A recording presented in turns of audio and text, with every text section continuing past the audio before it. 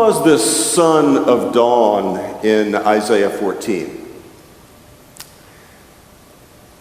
I am not an Old Testament, a Hebrew scripture scholar. Andy, maybe Danelle could tell us more about that. Others here could. Greg, who was it? Was it the king of Babylon to the people who were first hearing this scripture? Was it Lucifer? Was it some other historical figure? Did the hearers somewhere along the line have in mind the Chaldeans, the Assyrians, the Persians, the Medes? I mean, there are going to be oppressors everywhere in every age. And perhaps we can hear this scripture about the oppressors in our age, as perhaps people heard it about Hitler in World War II. These things are ever with us until the consummation. The victory has been secured against darkness on the cross, and finally will be done away and put underfoot. But let's think about it. I had an experience in 1966, November of 1966, that I think I've talked about here twice before. And at the risk of being redundant, and old people do that all the time, redundancy comes with the territory. At the risk of being redundant, I want to tell it again because I think it relates directly to this passage of Scripture. My mentor had driven me and two high school buddies in our senior year, Thanksgiving weekend of 1966, to Wilmore, Kentucky to have a look at Asbury College in hopes that we would go to his alma mater to get our educations. And there we met a young Bob Stamps in his dorm room. And I walked in to the dorm room, and our friend Roy was a little bit older than Bob, and so he was introducing us to his even younger proteges. And hanging there in Bob Stamp's dorm room was a portrait of Christ, Richard Hooke's portrait of Christ, which I'd never seen before. And I was drawn to it, and because in those days, all the pictures of Jesus, the portraits of Jesus, were kind of weak, like the weak gospel that Jim talked about in the presidential address, and the weak cosmology that I talked about yesterday. And the pictures of Jesus were all sort of weak and effeminate and kind of looked from another age. And all of a sudden, here was this virile, masculine guy who you could imagine him.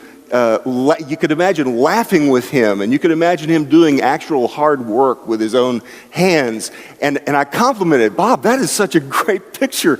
And Bob's response was not, yeah, I really love it. He just said, I beheld Satan as lightning fall from heaven. If you know Bob Stamps, you know that's not an unusual thing to get blurted out of his mouth.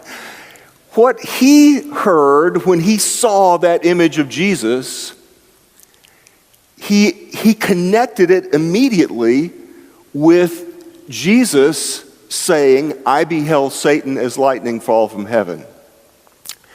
And Jesus, if you look at that in context in Luke 10:18, what Jesus is doing in talking about the demonic and darkness, he is immediately connecting it with historical events in the present tense, very present tense, personal evil. It makes sense when you think about the one understanding of the model prayer, the Lord's Prayer that he gave us. We typically say, deliver us from evil. But it's probable, many scholars think, that the earliest believers heard it, deliver us from the evil one.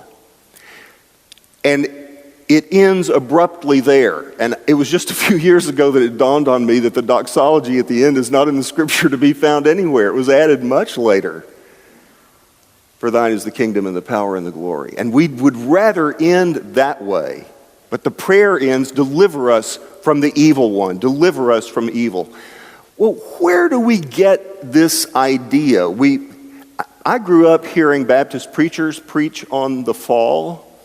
And we always got this Isaiah 14 passage talking about referring to Lucifer. And it typically got connected with Revelation 12, where the dragon's tail sweeps a third of the stars of heaven, which stars are often connected with angelic beings from heaven, and we get this idea of the rebellion that happened, this primordial rebellion in the heavenlies. I have an idea that much of the preaching that I heard came from John Milton's Paradise Lost, written in 1667. And I can remember my first impression, my first awareness of John Milton, Paradise Lost. I had to be 10, 11, 12 years old, something like that. There's a movie made in the 1940s with Edward G. Robinson called The Sea Wolf. Has anyone ever seen The Sea Wolf? Oh, wow. You know what I'm talking about. Edward G. Robinson plays this crazed, maniacal sea captain. He's going blind and crazy at sea, and these people are trapped in hell on this ship. And he's quoting John Milton from Paradise Lost, and he's identifying with the Satan character. And I remember as a kid hearing this, and it just sending me just full chills up and down my spine. The character says, "To reign is worth ambition. Better to reign in hell than serve in heaven." And he's just like ranting over and over and over. Let me tell you, a kid that I don't know if I was in the church library or the public library. I went to the library and I found that book. And at 11, 12 years old, I started like trying to navigate Paradise Lost. And it was very formational in my thinking. But where did John Milton get all this stuff? Did he just pull it out of a hat? Did he just imagine that Isaiah 14 and Revelation 12 connected? Or was there something earlier? I'm not a scholar of any sorts, but I certainly am not on the patristics. I love to talk with you all who have read more of the fathers. But while the church fathers, as best I can tell, weren't prolific in writing about angels, a number of them did. Ignatius of Antioch, Clement of Rome, Irenaeus, Clement of Alexandria, Origen, Athanasius, Basil the Great, on and on. Quite a number of them, Augustine, John Chrysostom.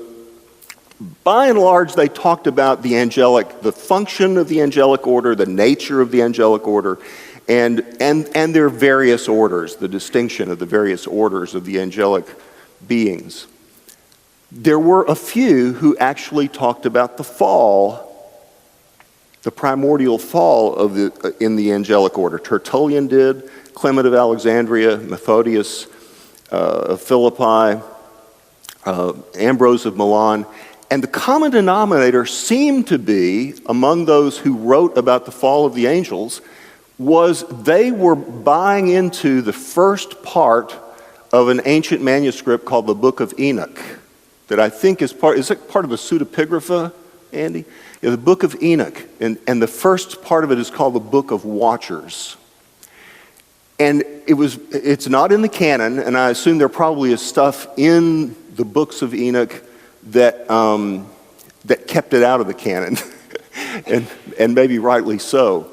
But there seemed to be quite a number who bought into at least this narrative about them, about the fall in the angelic order. Whatever the case, and however it happened, we know that fall did take place.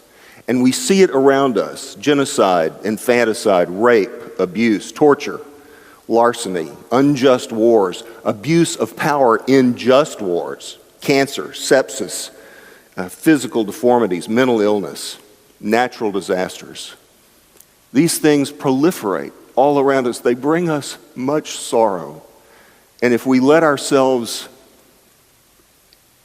be sensitized to the sufferings in the world, we can't help but find ourselves in intercession, groaning with creation for the consolation, groaning in sorrow for those who suffer.